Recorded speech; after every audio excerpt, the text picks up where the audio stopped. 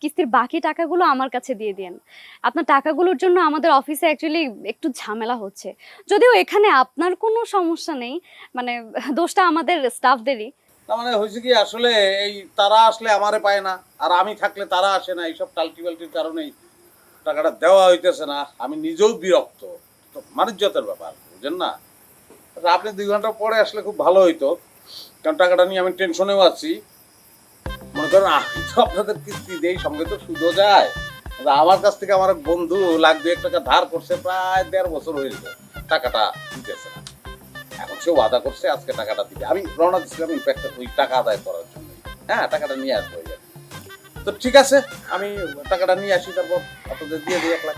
সমস্যা নেই, আপনি গিয়ে টাকাটা নিয়ে আসেন, আমি এখানে বসছি। করবেন এখানে কই? আপনার ঘরে আপনার আম্মা। আমার আম্মা তো অনেক আগেই হ্যাঁ জানি তো আছে। আছে, আম্মা আছে। হ্যাঁ আম্মা ঠিক আছে। ঘরে থাকে।